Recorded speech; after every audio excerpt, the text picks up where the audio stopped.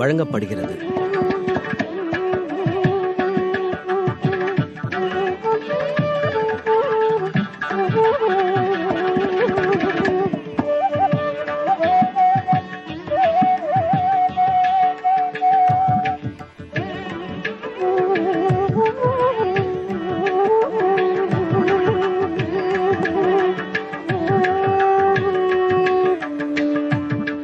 மன்னு புகழ் கோசலதன் மணிவயிறு வாய்த்தவனே, தென்னிலங்கை கோன்முடிகள் சிந்து வைத்தாய்.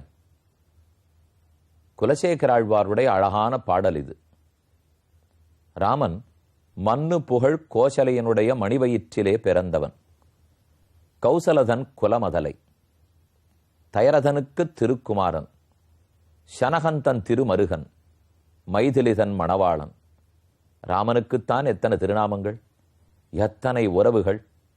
அந்த உறவுகள் அனைத்தையும் துறந்து காடேக புறப்படுகிறான் எம்பெருமான். தான் தன் உள்ளத்தில் தயார்படுத்தி கொண்டான். தனித்து போகப் போகிறோம், யாரையும் துன்புறுத்தக்கூடாது. நம் தந்தையிட்ட கட்டளை நமக்கு, நாம் தான் வருத்தத்தை அனுபவிக்க வேண்டுமே தவிர நம் பொருட்டு மிச்சப்பேர் ஏன் கட்டப்பட வேண்டும்? இவ்வெண்ணத்தோடே ராமன் புறப்படுகிறான். ஆனால் யாருக்கும் ராமனை தனியே விட இஷ்டமில்லை.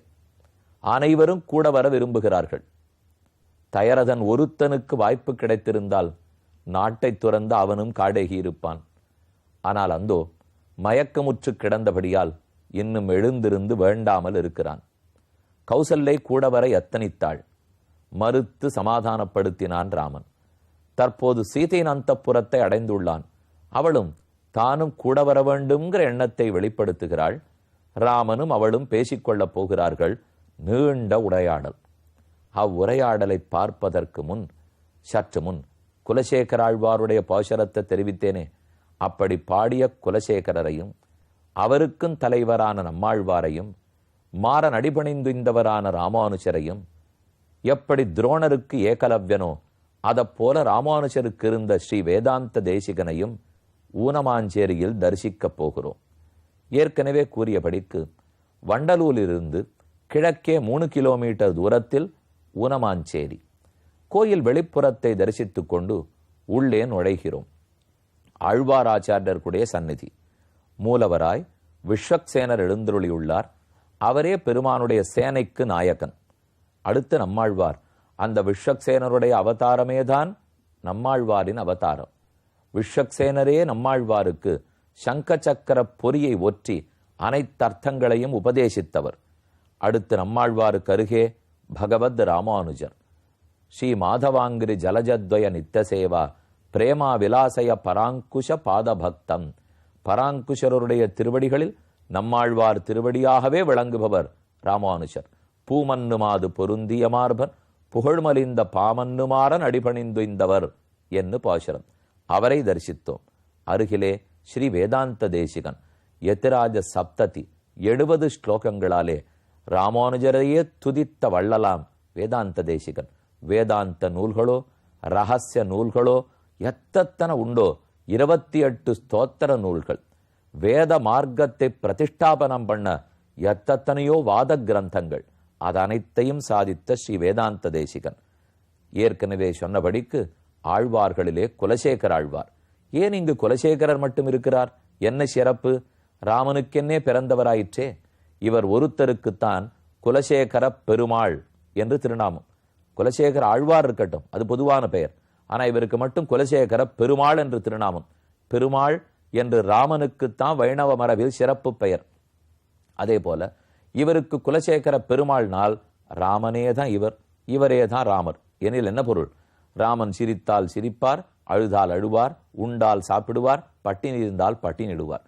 அவனுக்கென்னே வாழ்ந்தவர் குலசேகரர். அதனாலதான் அவருக்கு குலசேகர பெருமாள்னு திருநாமம். அவர் பாடிய 105 பாடல்களுக்கும் பெருமாள் திருமொழி என்னுதான் திருநாமம். பெருமாள்ங்கிற ராமனை பற்றிய திருமொழி பெருமாள் திருமொழி, அல்லது பெருமாளான குலசேகர பெருமாள் பாடிய திருமொழி பெருமாள் திருமொழி என்று ஊனமாஞ்சேரியில் இருக்கும் ஆழ்வாராச்சாரியர்கள் அனைவரையும் தரிசித்துக் கொண்டோம். மேற்கொண்டு மூலவர் உற்சவரை சேவிப்பதற்கு முன்னால் சீதையும் ராமனும் என்ன பேசிக் கொள்கிறார்கள் பார்ப்போம். சீதை மிக இனிமையானவள். ஆனால் இன்றல்ல, நேற்று வரை நாம் சந்திக்க இருக்கும் சீதையே வேறு, இப்போது நாம் பார்க்க போகும் சீதையே வேறு. அப்படியுமா நடந்து கொள்வாள்? இவ்வளவு கடுமையாக சீதை பேசுவளா? மிகவும் மென்மையானவள் ஆயிற்றேன்னா. எப்ப பேச வேண்டுமோ பேசித்தான் ஆக வேண்டும். இப்போதும் விட்டால் ராமன் புறப்பட்டு போவான், தர்மம் மாறி போகும். சீதையினுடைய ஒரே கவலை, என் தந்தையார் என்னை மணமுடித்து கொடுத்த போது இயம் சீதா மமசுதா சக தர்மச்சரீதவ, ராமா நீ தர்ம மார்க்கத்தில் நடக்கும் போது விடாமல் பின்தொடர்வாள் என்று சொல்லி கொடுத்திருக்கிறார். ராமன் இப்போது அதர்ம மார்க்கத்தில் நடக்க பார்க்கிறார். என்னை விடுத்து காட்டுக்கு போனால் அது அதர்மம். தாய்க்கொரு நியாயம், எனக்கொரு நியாயமா? இதுவரை தாயினிடத்தில் தசரதன் நாட்டில் இருக்கும் போது அவனை பிரிந்து வரக்கூடாதுன்னு வாதாடின ராமன் இப்போது எப்படி என்ன மட்டும் நாட்டில் இருக்க சொல்லிவிட்டு தான் போகலாம்? மாற்றி பேசுகிறான். ஏற்றுக்கொள்ளக்கூடாது என்ன சீதை பலமுறை வாதாடி ராமனை இறுதியில் சம்மதிக்க வைக்கிறாள். அதைத்தான் பார்த்து கொண்டு வருகிறோம். நாம் இருந்தது 26வது சர்க்கத்தில். ராமன் செய்தியை சீதையனிடத்தில் சொல்லி விடைபெற பார்க்கிறார். சீதே தத்ர பவான் ஸ்தாதா பிரவ்ராஜயதி மாம் வனம் குலே மகதி சம்பூதே தர்மஜ்ஞே தர்மச்சாரிணி சதுர்தசகி வருஷாணி வஸ்தவ்யம் தண்டகேமயா. தந்தையின் ஆணையால் நான் 14 ஆண்டுகள் காட்டில் இருக்க வேண்டும். ரித்தியுக்தாகி புருஷாக ந சஹந்தே பரஸ்தவம் தஸ்மான்னதே குணாக கத்யா பரதஸ்ய அக்ரதோ மம பரதஸ்ய சமீபேதே நாகம் கத்யா கதாச்சன. நீ சீதே நாட்டில் இருக்க போகிறாய். நாட்டில் இருக்கும்போது எப்ப நீ ராஜாவனுடைய மகிழ்ச்சி அல்லளோ எப்பப்படி நடந்து கொள்ள வேண்டும்னு உனக்கு சொல்லுகிறேன் கேள். எப்பவும் போலே உன்னுடைய மாமனாரை தாயும் தந்தையமாக மதிப்பாய். நாட்டு மக்களையெல்லாம் உன் குழந்தையாகவே நினைப்பாய். நீ இவ்விடத்தில் பணிவிடை புரிபவள் என்று நினைத்துக்கொள். பரதன் அரசாளப் போகிறான், மிகவும் நல்லவன். ஆனால் ஒரு அரசனுக்கு முன்னால் மற்றொருத்தனை புகழ்வது கூடாது. ஆகவே நீ நாட்டில் இருக்கும் 14 ஆண்டுகளும் என்னை பற்றி இங்க புகழ்ந்து பேசக்கூடாது. அது சரியாக இருக்காது. எவ்வளவு தீர்க்க சிந்தனத்தோடே தாம் புறப்பட்டு போயிட போறோம், சீதை இங்கு இருக்க போகிறாள், அப்ப எப்படி நடந்து கொள்ள வேண்டும் என்று ராமன் மெதுவா உபன்யாசம் பண்ண தொடங்கினார். கேட்கும் மனநிலையில் சீதை இல்லை. அவன் கூறலாம், அவர் 2 மணி நேரம் கொடுத்தாலும் பேசிக் கொண்டிருப்பார். மைக்கு கிடைச்சுடுத்துன்னா 6 விடுவா சொல்லுங்க. மைக் கிடைச்ச ஆப்பர்ச்சுனிட்டியை பயன்படுத்திக்க வேண்டாமா? சரி, யாரோ ஒருத்தியான்னு கேட்கிறாளேங்கிறதுக்காக ராமன் சொல்ல ஆரம்பித்தார். அவளும் இப்ப கேட்கறதா இல்லை. அதனால தெய்வம் உபன்யாசம் பண்ணா ரொம்ப கேட்காது. அதை நம்ம புரிஞ்சுக்கணும். நம்ம மக்கள் உபன்யாசம் பண்ணா தான் கூட்டம் வருமே தவிர தெய்வத்தை பத்தி பேசினா கூட்டம் வரும். தெய்வமே பேசினா வருமானு தெரியாது. அதனால இப்ப தெய்வமே தான் பேசிட்டு இருக்கார். ஒரு சீதையை கேட்க மறுக்கிறாள். ஒருவேளை எடுத்து சொல்ல வேண்டிய முறையில சொல்லலையா? ஆனால் சொன்னவனை ராமன். யார் தான் அவனை விட்டு பிரிவார்கள்? நாட்டு மக்களும் பசுக்களும் ஆடுகளும் மாடுகளும் பூனைகளும் விட்டு பிரிய மறுக்கின்றன. அப்ப கைப்பிடித்தவள் விட்டு விடுவளா? அகம் சாபி பிரதிஜாம் தாம் குரோஹோ சமனுபாலயன் வந்தித்தவ்யோ தசரதா பிதாமம ஜனேஸ்வரா. என் தந்தையை தினப்படி வணங்கி வருவாய். அவரை பற்றி தவறாக நினைக்க கூடாது. அவர் வாக்கியத்துக்கு கட்டுப்பட்டவர், சத்தியமே மாறாதவர். அவர்தான் சிறந்த நல்லாட்சி புரியறவர். அவருக்கு அனைத்து பணிவிடைகளையும் செய். ஊருக்கு போயிருக்கிற பரதன் திரும்பி வருவான். கூடவே சத்ருகனும் வருவான். பிராத்ருபுத்திர சமௌச்சாபி திரஷ்டவ்யௌச்ச விசேஷச்சா துவயா பரத சத்ருக்னௌ பிராணைஹி பிரியதரவு மம. என் பிராணனை காட்டிலும் ரொம்ப அன்பானவர்கள் பரதனும் சத்ருகனும். பரதனை கூட பிறந்த தம்பியாக நினைத்துக்கொள். சத்ருகனை வயிற்றில் பிறந்த பிள்ளையாக பாவித்துக்கொள். லக்ஷ்மணனை பத்தி என்னவாக நினைக்க வேண்டும்னு சொல்லவில்லை ராமன். பேசாமல் இருந்து விடுகிறான். அதுவே அவனுக்கு ஆபத்தில் கொண்டு போய் விடப்போகிறது. என்னங்கிறத மேல தெரிவிக்கிறேன். இப்போதைக்கு லக்ஷ்மணனை பத்தின பேச்சில்லை என்று மட்டும் ஞாபகம் வச்சுப்போம். ஆனாலே பரதனை தம்பியா நினைச்சுக்கோ, சத்ருகனை பிள்ளையாக நினைத்துக்கோ. விப்ரியஞ்சன கர்த்தவியம் பரதஸ்ய கதாச்சன. பரதன் நாட்டை பறித்தான்கிற எண்ணம் சீதை உனக்கு எப்போதும் வரக்கூடாது. ஆராதிதாகி சீலேன பிரயத்னைச்ச உபசேவிதாக ராஜானஹா சம்பிரசீதந்தி பிரகுப்பியந்தி விபர்யே. நன்கு பணிவிடை செய்தால் அரசர்களுக்கு திருப்தியா இருக்கும். ஆனா செய்யாமல் வீண் பேச்சு பேசினோம்னால் கோவித்துக் கொள்ளுவார்கள். அந்த தப்ப பண்ணிடாத தேவி. அகம் கமிஷ்யாமி மகாவனம் பிரியே துவயாகி வஸ்தவ்யம் இஹைவ மாமினி. நான் தனித்து காட்டுக்கு போகிறேன், நீ இந்த நாட்டிலேயே இருக்க வேண்டும். யதா வலீகம் குருஷேன கஸ்யசித் ததா துவயா காரியமிதம் வச்சோ மம. இது என்னுடைய ஆணை. கணவன் சொன்னதாக நினைத்துக்கொள், நண்பன் சொன்னதாக நினைத்துக்கொள், அரசிழந்தவன் சொன்னதாக நினைத்துக்கொள், அல்லது பட்டாபிஷிக்தனான ராமன் இன்னும் 14 ஆண்டுகள் இருக்கலாமே, அது கழித்து பட்டாபிஷேகம் தானே சொன்னதாக நினைத்துக்கொள். சீதை பொறுமையோடு கேட்டுக்கொண்டிருந்தாள். ஆனால் அடுத்த சர்க்கத்தில் வெடித்தாள். 27வது சர்க்கம். ஏவமுக்தாது வைதேகி பிரியார்கா பிரியவாதினி பிரணயாதேவ சங்கிருத்தா பர்த்தாரம் இதமப்ரவீத். பிரணயரோஷம். பிரணயரோஷம்னால் அதீத காதலால் பிறந்த கோபம். இது நேர்கோபம் அல்ல, காதலால் ஏற்பட்ட கோபம். பிரணய கலக உற்சவம்னு எல்லா கோவிலையும் நடக்கும். பெருமாள் புறப்பாடு கண்டொருளி விட்டு தாயார் சன்னதிக்குள்ள போக பார்ப்பார். தாயாருக்கு கோபம். தடால்னு கதவை சாத்தி விட்டு பெருமாள் உள்ள வர வேண்டாம் என்று கதவடைத்து தள்ளுவாள். அப்புறம் சமாதான பேச்சுவார்த்தையெல்லாம் நடந்து பெருமாள் உள்ளே எழுந்துருளி தாயாரோட சேர்த்தி கண்டருள்வார். இது பிரணய கலகோத்சவம். பிரணய கலகோத்சவம்னு மட்டையடி உற்சவம்னு பேர். ஸ்ரீரங்கத்திலே பங்குனூத்திரத்தன்னைக்கு ரொம்ப விசேஷமாக நடக்கும். பல திருக்கோயில்கள்லையும் நடக்கிறது.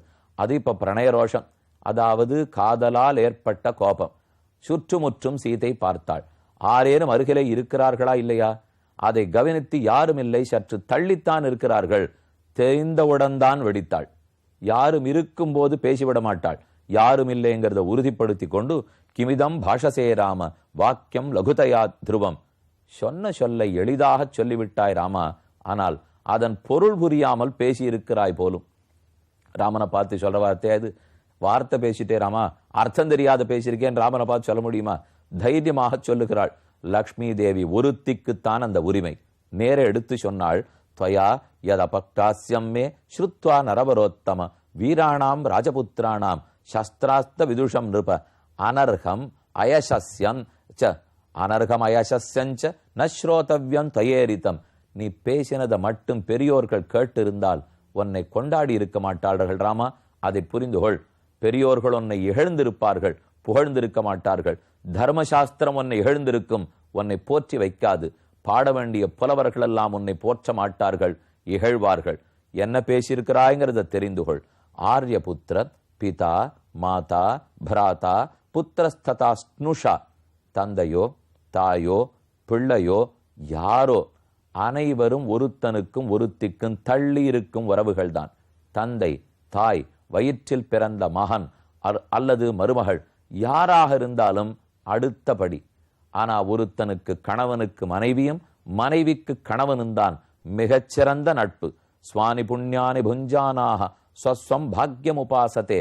அவனுடைய புண்ணியத்தின் பயனை இவளும், இவள் புண்ணியத்தின் பயனை அவனும் ஒருத்தருக்கொருத்தர் பகிர்ந்து கொள்வது இந்த உறவில் மட்டும்தானே. நபிதானாத்மஜோவாத்மா நமாதான சகீஜனஹ இஹப்ரேத்யச நாரீணாம் பதிரேகோ கதி சதா. தன்னுடைய பிறந்தகத்தை துறந்து பிறந்த வீட்டிலிருந்து ஒரு பெண் புகுந்த வீட்டுக்கு போகிறாளே, அனைத்தையும் மறந்து போகிறாள் ராமா. இங்கிருந்து மாற்றி அனைத்தும் அங்கே தன்னதுங்கிற நினைவோடே போகிறாள். யாரை நம்பி? கணவனை நம்பித்தானே போகிறாள். அவன் ஒருத்தன் நம்மை கைவிட மாட்டான்கிற நம்பிக்கையோட பிறந்த வீட்டை துறந்து என்னென்ன பழக்க வழக்கங்களோ அத்தனையும் மறந்து ஒன்றுமே தெரியாத புது வீட்டுக்கு தைரியமாக ஒரு பெண் போகிறார் என்னால் அது இந்த தர்மத்தின் ஏற்றம். அந்த தர்மத்தை ராமா நீ கொலைத்து விடாதே. ஒரு பெண் எப்படியெல்லாம் இந்த நாட்டில் வாழ்ந்திருப்பலோ அது அத்தனைக்கும் சாட்சி நான். ஒரு ஆண் எப்படி நடக்க வேண்டும்னு தர்மசாஸ்திரம் சொல்லுமோ அதற்கு சாட்சி நீ. இதிலிருந்து சற்றே நீ மாற முற்பட்டாய் ஆனால் இந்த நாட்டுக்கே கேடு. மேல் வரும் எத்தனை காலத்தில் தர்மம் தலை குனிந்து போகுமோ தெரியாது. அதன் வழி நீ நடக்க கூடாது ராமா. புரிந்துகொள், நான் உன்னை நம்பி வந்தவள். நீ கைவிட்டு நாட்டில் இருக்கச் சொல்லிவிட்டு போக விட முடியாது. உன்னோட கூடத்தான் வருவேன் என்று பிடிவாதமாக சீதை தெரிவிக்கிறாள். ராமன் கலங்குகிறான். அழைத்து போனால் இவள் துன்பப்படுவாள், விட்டு போனாலும் அவளே துன்பப்படுகிறாள். என்ன செய்ய பார்ப்போம்.